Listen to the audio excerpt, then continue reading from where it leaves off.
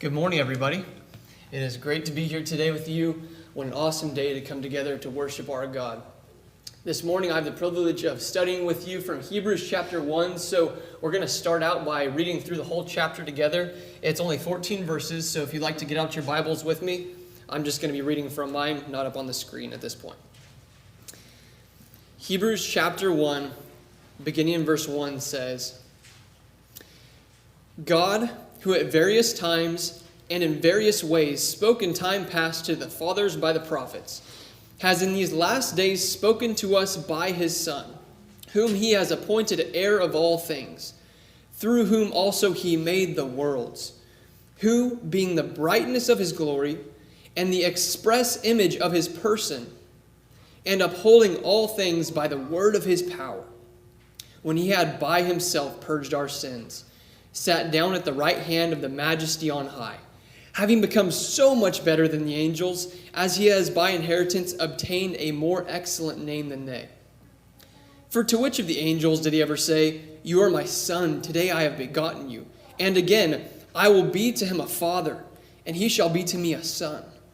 But when he again brings the firstborn into the world, he says, Let all the angels of God worship him. And of the angels, he says, Who makes his angels spirits and his ministers a flame of fire. But to the Son he says, Your throne, O God, is forever and ever. A scepter of righteousness is the scepter of your kingdom. You have loved righteousness and hated lawlessness. Therefore God, your God, has anointed you with the oil of gladness more than your companions. And you, Lord, in the beginning laid the foundation of the earth. And the heavens are the work of your hands. They will perish, but you will remain. And they will all grow old like a garment. Like a cloak you will fold them up. And they will be changed. But you are the same. And your years will not fail. But to which of the angels has he ever said, Sit at my right hand till I make your enemies your footstool?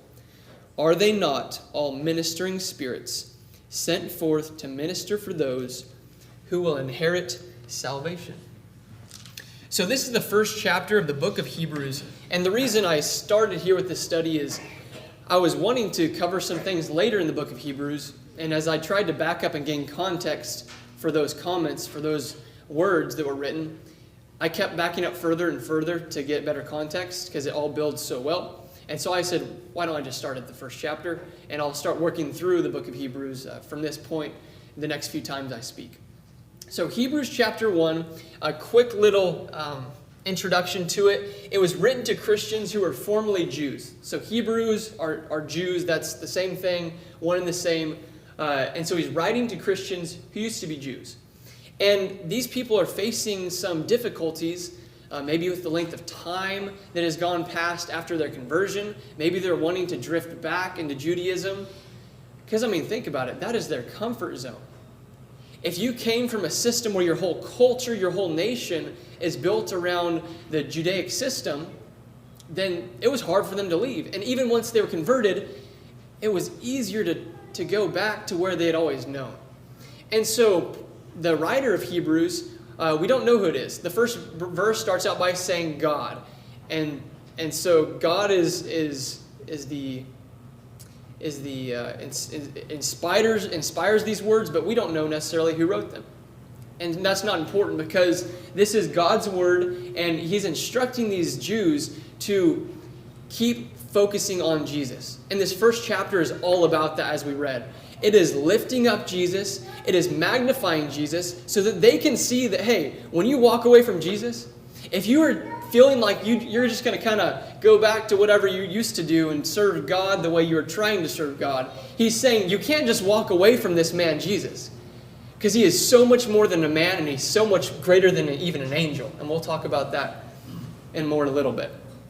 So one of the overarching things I want us to keep in mind as we go through the book of Hebrews, in teaching we call these enduring understandings that we want the audience to leave with, is that we must always be ready to change, because God has called us to change despite any discomfort we might face. And that change is based on God's will.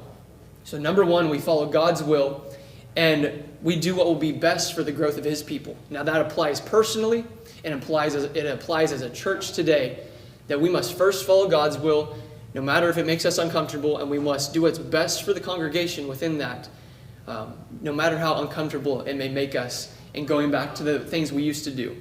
And throughout the book of Hebrews, since this is written to Jews who knew the Old Testament, there's going to be a lot of Old Testament references. So let's begin with verse 1. We're going to walk through these verses. And I'll spend more time at the beginning, but we'll speed up as we work toward the second half. So verse 1 says, God, who at various times and in various ways spoke in time past to the fathers by the prophets. So it's already established for these people, they're on common ground. They all believe in God, and they believe together that God has spoken to their forefathers. This is already established ground. He didn't need to recover this. So it's important that whenever we teach, we understand our audience. As I have gone through the teaching credential, that's one of the most important things they teach us, is know your audience, know where they're at. And so since they already believe in God, they know that God has spoken to them. He's alluding to this, and he mentions these various ways. God in the Old Testament spoke to his people in some very interesting and even strange ways. In Exodus chapter 3, he spoke to Moses by a burning bush. It says, Now Moses was tending the flock of Jethro, his father-in-law, the priest of Midian. And he led the flock to the back of the desert and came to Horeb, the mountain of God. Verse 2, And the angel of the Lord appeared to him in a flame of fire from the midst of a bush. So let's keep that in mind as we remember the angel of the Lord appeared to him in a flame of fire. So Moses was spoken to through an angel. That's going to be important later. So it's from the midst of a burning bush. So he looked, and behold, the bush was burning with fire, but the bush was not consumed. Then Moses said, I will now turn aside and see this great sight, why the bush does not burn. I tried to find a real-life picture of someone burning a bush so it would be more, what we might see. But obviously, I couldn't find a picture of a bush that was not consumed when it was being burned. So if you burn a bush, it's going to have black smoke. It's going to have the reaction that's created will create things that are part of the bush being burned up. It must have had some foliage on it still. I don't know. But God has spoken in some strange ways. Verse 4, So when the Lord saw that he turned aside to look, God called to him from the midst of the bush and said, Moses, Moses. And he said, Here I am. Then he said, Do not draw near this place. Take your sandals off your feet, for the place where you stand is holy ground. So God has spoken to his people through a burning bush. He spoke to Elijah by a still small voice. In 1 Kings chapter 19 it says, Then he said, this being God, Go out and stand on the mountain before the Lord. And behold, the Lord passed by. So Elisha is standing on this mountain. And behold, the Lord passed by, and a great and strong wind tore into the mountains and broke the rocks in pieces before the Lord. Can you imagine seeing that? But the Lord was not in the wind. It's interesting. And after the wind, an earthquake. So then came you had this strong wind that was ripping apart rocks. And you have an earthquake. But the Lord was not in the earthquake. And after the earthquake, a fire. But the Lord was not in the fire. And after the fire, a still small voice. He spoke to Elijah through this still small voice. Verse 13 goes on to say, So it was when Elisha heard it, that he wrapped his face in his mantle and went out and stood in the entrance of the cave. Suddenly a voice came to him and said, What are you doing here, Elisha?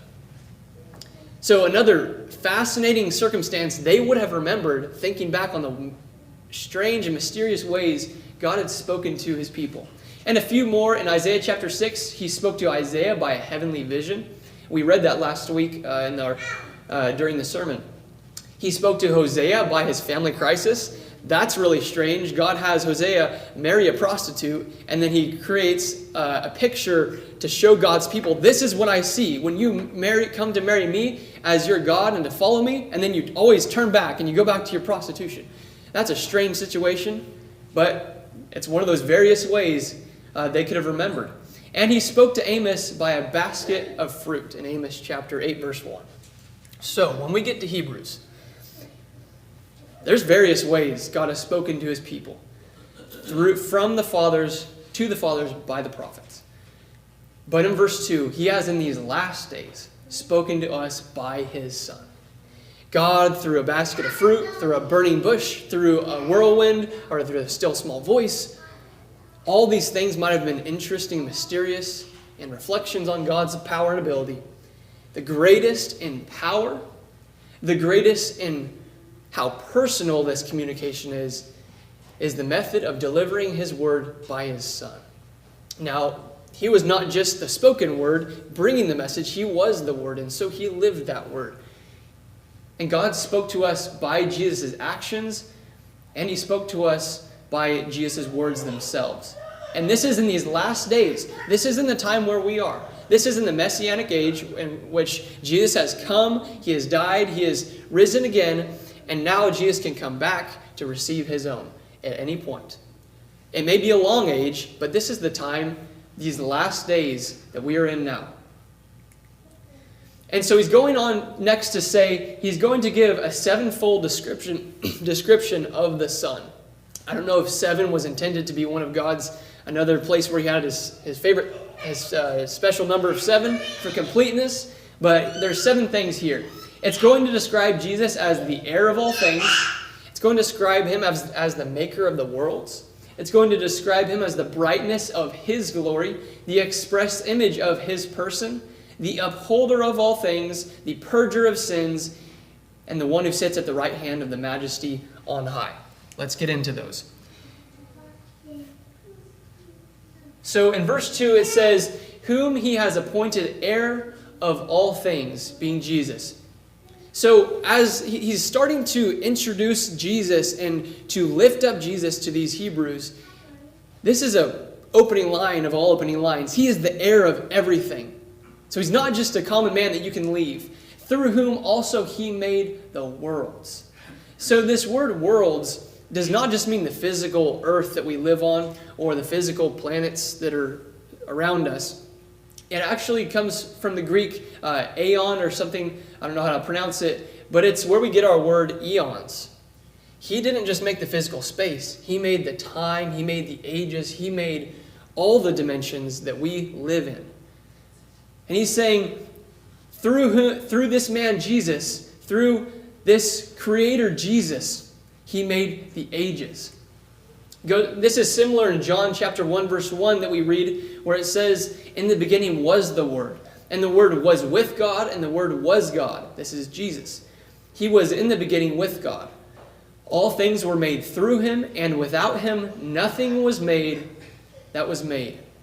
In him was life, and the life was the light of men. So this is not unique to Hebrews, but this Hebrew writer is trying to show them the magnitude of Jesus and to show them that he's not a secondary figure.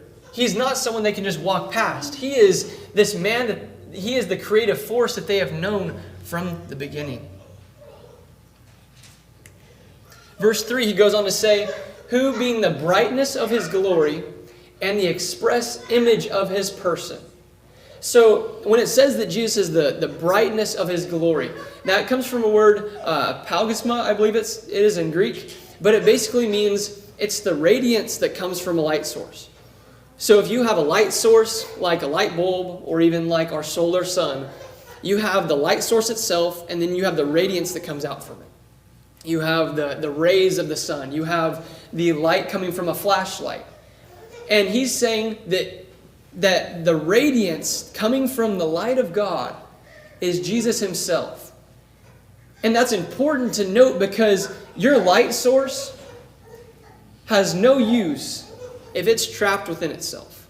If you have a flashlight with a covered end, that light does no good for anyone who's trying to use it. Jesus is the radiance that comes from the Father, and he reaches us. And when reading this, I was thinking about Isaiah, where it talks about Jesus being the arm of the Lord. It does no good for us to have a great God up in heaven, to have a great God who created us, if he stepped away and did not have a way of reaching us. And Isaiah describes Jesus as the arm of the Lord, the arm that reaches down to mankind and gives man access to God and his plan. That's the radiance. It's the radiance that makes it to us so that we can experience it and to know him. Going on, verse 3, it says, so it finishes off by saying, and upholding all things by the word of his power. I missed the express image. The express image, he's basically saying he's an exact replica, you might say. So he's not like a knockoff version of the Godhead. Jesus is the express image. If you took a stamp and you stamped it, you see the exact image that was on the stamp. Jesus is spiritually the exact image of God. Okay, then it says, upholding all things by the word of his power. So I don't know if the writer was intending to bring in Greek mythology here. I don't have any knowledge of that. But in Greek mythology, they had this Titan god named Atlas. And if you've heard of the Atlas, I think it's the weightlifting competitions, that's where they get this idea of one who holds up the world. Atlas was tasked with holding up the earth for forever and ever. He was the one who would physically stand there and hold the earth above him to keep it suspended in the solar system. And it's almost a mockery of these Greek gods that you have this mythical god, Atlas, who supposedly would hold up the earth. But when speaking of Jesus, he upholds all things by just his word. By just the word that spoke creation into existence, by the word that gives us life.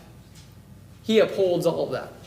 He upholds us in the solar system. You might say he is what's giving us gravity. He is, like Chris said last week, holding all things together, making everything sustain and survive. And actually, that word upholding is better probably translated as maintained or sustained. He's not just physically holding us up. He is maintaining and sustaining all the time his very creation. Now, this reminded me of Colossians chapter 1, verse 17, where it says, and he, being Jesus, is before all things, and in him all things consist. And that word consist, if you look up in the definition, in the concordance, one of the secondary meanings it has is held together. Now, this next slide I'm going to show you, I don't know if this was something that God intended to be focused on, in that definition of consist being maintained and sustained and held together. Or if this is just another way that creation points to God. But I'm going to show you a picture under a microscope of a thing called laminin. This here is a protein that exists in our body, in our cells, called laminin. And laminin is a cell adhesion molecule. It's basically like rebar for our body.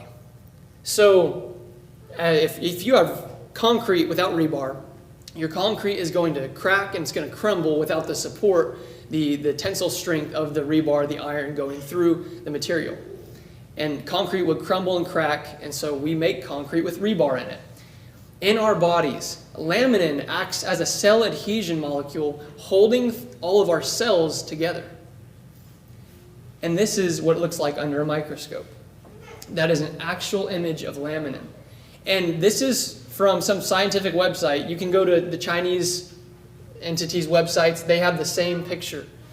And what I see, is one long leg and 3 short legs that resembles a cross to me.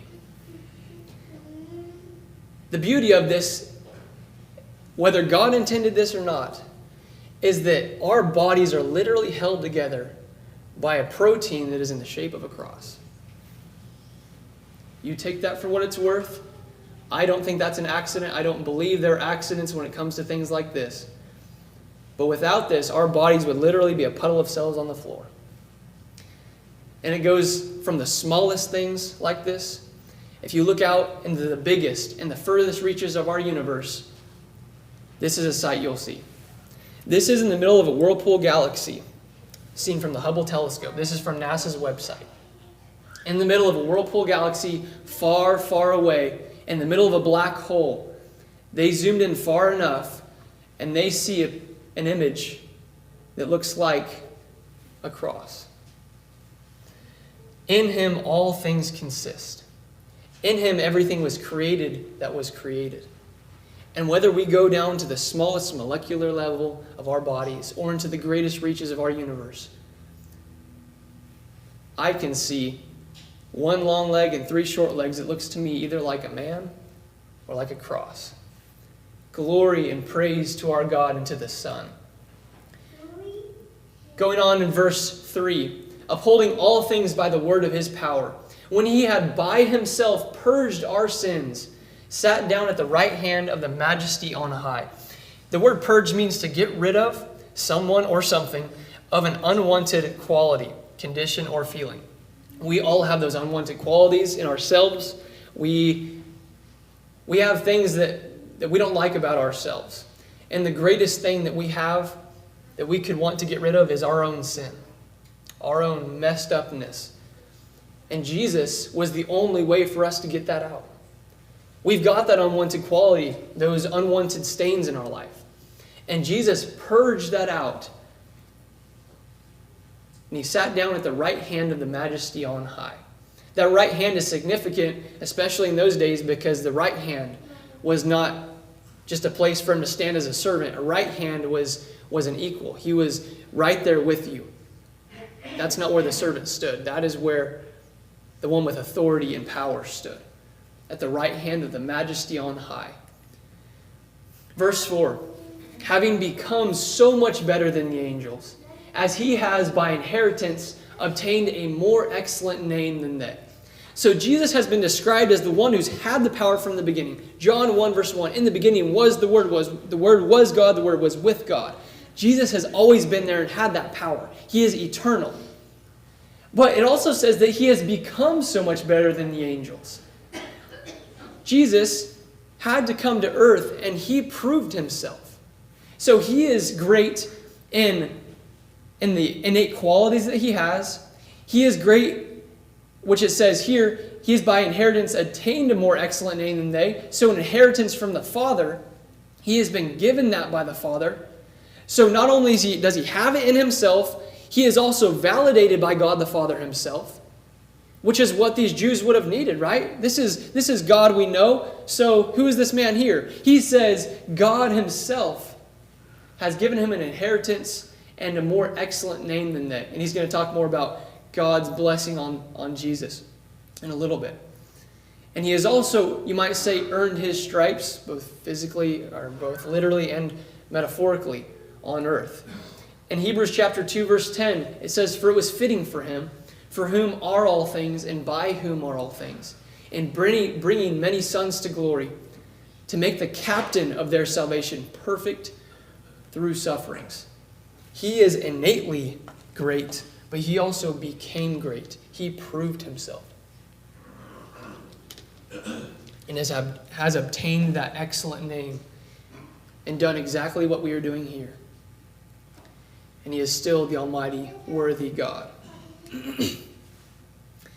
Now, in verse 4 it says, he has become so much better than the angels, as he has by inheritance obtained a more excellent name than they. So that angels is an important detail he's including. So why all of a sudden are we talking about angels in light of how great Jesus is? So as I understand from passages like Colossians 2 verse 18 and Galatians 1 verse 8, the early church had a little bit of trouble with this idea of angels. They started to, it seems, kind of worship angels. And maybe they were even thinking Jesus himself is an angel. And this passage is one of many that's trying to combat that idea. He is saying that he has become so much better than the angels. Okay, so let's talk a little bit about angels. When we in modern culture think about angels, we have this hallmark mentality a lot of times. We have Hollywood maybe in our heads of these cute little floating creatures. But it couldn't be farther from the truth of what angels are in the Bible. So you might have seen some statues like this. Maybe you even have some supposed to be cute little baby angels in your yard. But our God has helpers, has ministering spirits that are actually quite different from these pictures. In 1 Chronicles chapter 21, verse 15 and 16, we hear where these angels are involved. So whatever picture you have in your head, create a blank slate now. We'll clear the clutter, and let's create an image of an angel based on what we read here. It says, and God sent one angel, to Jerusalem to destroy it. Jerusalem was one of the great cities, and it says God sent one angel to destroy the entire city. But as he was about to destroy it, the Lord saw and was sorry over the calamity, and said to the destroying angel, it is enough. Now relax your hand.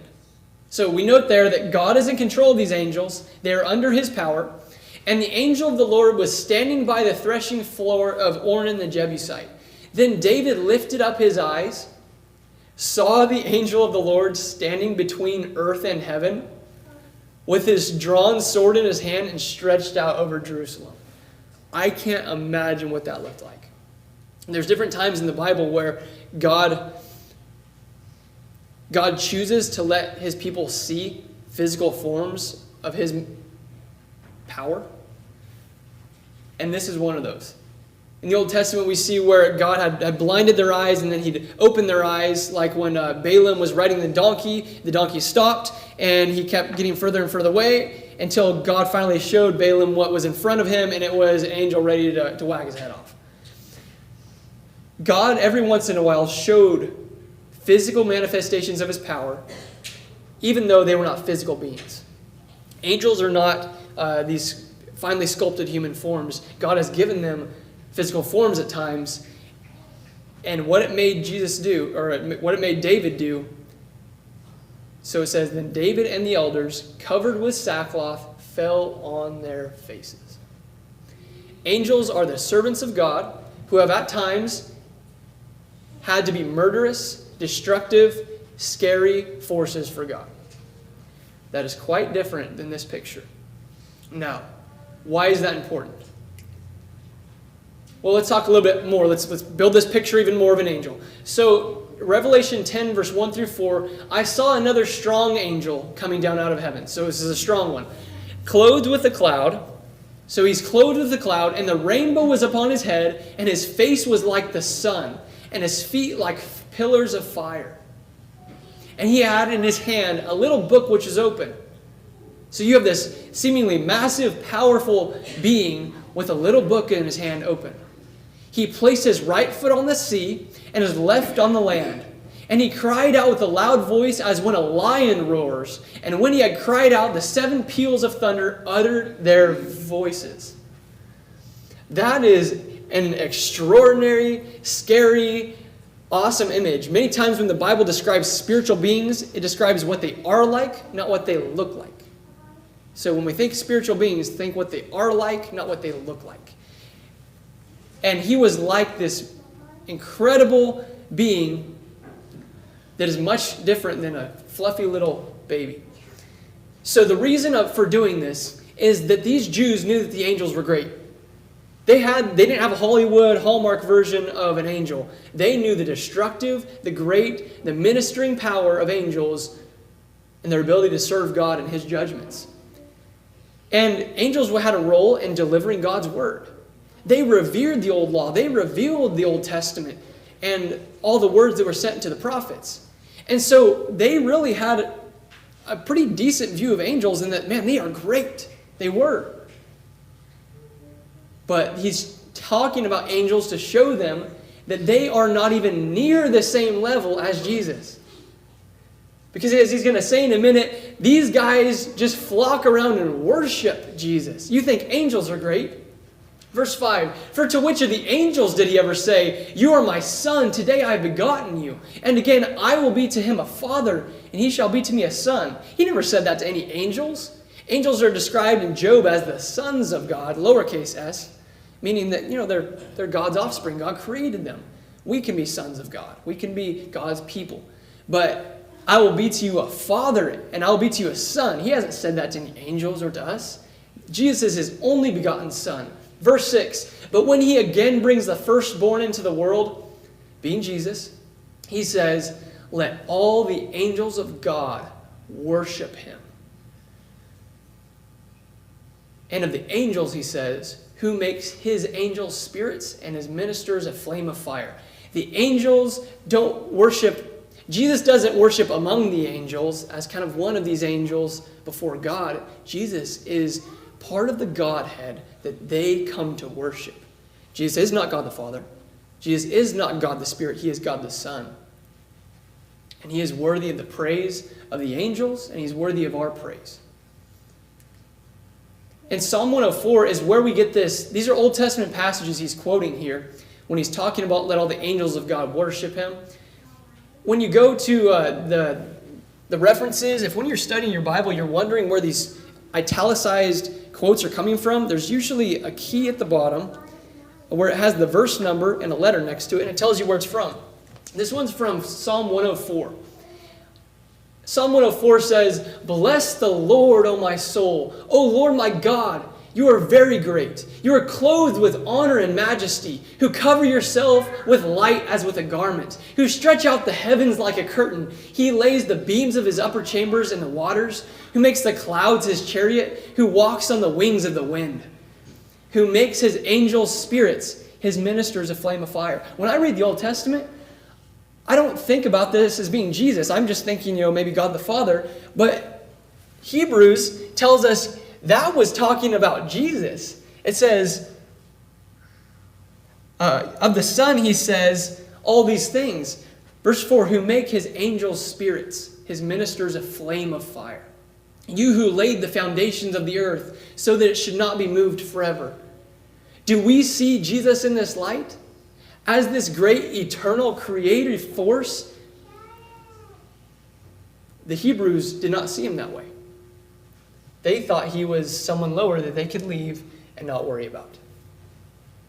He is great. And if you want to read the rest of the Psalm 104, I'm not going to do that now, but it continues to compound the greatness of our God. And we learn that's about Jesus. Revelation 5 tells us this. Then I saw a strong angel proclaiming with a loud voice, "Who is worthy to open the scroll and to loose its seals?" And no one was in heaven or on earth or under the earth able to open the scroll. So there was salvation that could not be administered, could not be opened. God's gift to his people. No one in heaven or on earth or under the earth. Or to look at it. Verse 4. So I wept. This is John the Revelator writing this. I wept because no one was found worthy to open and read the scroll or to look at it. Verse 5. But one of the elders said to me, "Do not weep.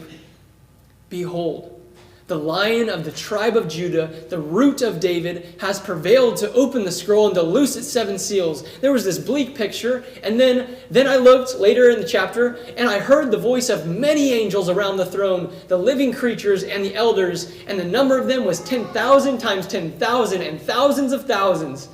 So that one angel that was able to wipe out Jerusalem, he was standing above Jerusalem ready to knock him out. There was 10,000 times 10,000 of angels surrounding, saying with a loud voice, "Worthy is the Lamb who was slain to receive power and riches and wisdom and strength and honor and glory and blessing." To these Hebrews, to us, as we see the greatness of a physically manifested powerful angel, these bow down in the thousands and thousands to worship Jesus. Great is his name. Going on in Hebrews 1, verse 8. But to the Son, he says, so he's not speaking to angels, he's speaking to the Son, "Your throne, O God, is forever and ever. A scepter of righteousness is the scepter of your kingdom. You have loved righteousness and hated lawlessness. Therefore God, your God, has anointed you with the oil of gladness more than your companions." This is another psalm reference to Psalm 97. They weren't connecting these psalms to Jesus, and he was helping them do that. Verse 10, only a couple more verses. "And you, Lord, in the beginning laid the foundation of the earth, and the heavens are the work of your hands. They will perish, but you will remain.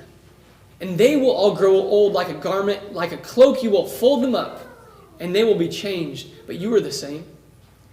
And your years will not fail." And it's not like, when Jesus set up his covenant, they were converted to him. It's not like he kind of degraded and they had to depreciate him over time because he started to get less and less. It says, no, you will fold them up. You and they will be changed, but you are the same, and your years will not fail. You're not going to get weaker. Just because we in the early church have now been around for a few years, maybe 30 years, right after writing this, after 30 years, he hasn't come, and so he's kind of getting weaker. We can't really know if we trust him. Well, us here at Plans Road, 2,000 years later, he is the same. He is being worshipped, and he is great. And he has the power we've read about, and he will not fail. He is still sitting in heaven with the same power that he always has had. He has been merciful to let us do our thing for a while, to let us decide what we're going to do. He is there, and he is here with us today. Verse 13, but to which of the angels has he ever said, sit at my right hand, till I make your enemies your footstool? Till I make all these people who are fighting against you just something you kick your feet up on. He never said that to any angels. Are these angels not all ministering spirits sent forth to minister for those who will inherit salvation? So this brings our chapter to the close. I love this last line. He's talked about angels to give them a gauge for how great Jesus is. He's talked about the power, or we've talked about the power that he has as God. Now, all of these things that are so much greater than you, all of these things that could wipe you out with a snap of the finger, do you not see that all these are just sent to minister to you and towards salvation? I can barely lift a couple 100 pounds. There's not much I can do, especially compared to all these things. But all these great forces are working towards giving me salvation and toward giving every one of you salvation. Do you feel important this morning? Do you feel valuable this morning? You should. All these great forces are working towards providing help for those who will inherit salvation through administering the word that we're reading and our God being with us all the time. I hope this morning that we see the greatness of Jesus, and I hope we see today that we are valuable to him and that he is the same God who has always been here and who's with us this morning as we worship him. As Chris said last week, how great is our God. We thank you for listening to our podcast put on by the Church of Christ at 2215 Plans Road in Bakersfield. If you would like any additional information, or you would like to receive a free Bible correspondence course by mail, please email us at info@churchofchristbakersfield.com. Our service times are Sundays at 10:30 a.m. and 5 p.m., and Wednesdays at 7:30 p.m. Please make plans to join us. We would love for you to be our honored guest.